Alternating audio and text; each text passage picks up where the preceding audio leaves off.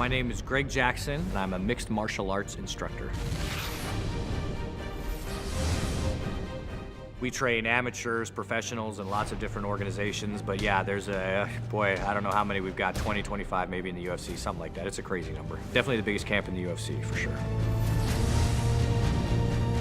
George St. Pierre said one time that I was like the maestro. I'm the guy that, taps and plays the symphony in the corner. Yeah, I'm an extra pair of eyes on the outside, so I'm asking them to, watch out for certain things or do certain things, or just reminding that they're in there doing a good job. I do that a lot. And if I do my job right, then cornering's the easiest thing in the world. If I do my job wrong, then I'm kind of the last line of defense to try to save it. And sometimes I can, and sometimes I can't.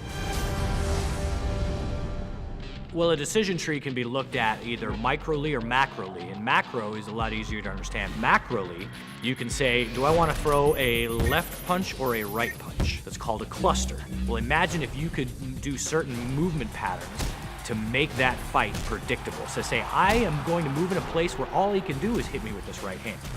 So then I'm just waiting for it. And as soon as that right hand comes, oh, there it is. I knew it was coming, and then you're ready for it. It gives you that predictability, that gives you that confidence, and that lets you keep the initiative and lets you win the fight.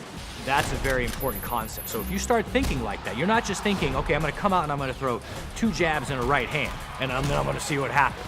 If you're thinking to yourself, I wanna put myself in a position that the very nature of his blocking my jab allows me to hit him with a right hand, then you're in a structure where you're maximizing your chances for success. That John Jones-Shogun fight, Shogun was covering his hands high a lot, trying to defend his head from John's very powerful strikes. So at one point, John, understanding that, had a decision to either throw a left hook at his head, which was then blocked, or throw it at his liver.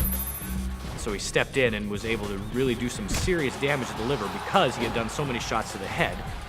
That set up predictability in a system, and that's a lot of what clustering is it makes fighting predictable. Having that in mind, all you're doing is clustering over and over and over. You're just putting yourself in these positions where no matter what they do, they're gonna get nailed.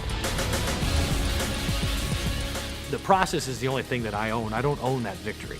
Like, the victory is theirs, but the process is mine and the fighters together. Like, we share that. Every day we share that. So when we win, I'm happy for about a minute and a half, and then I just want to do it again. UFC Undisputed 3, your move.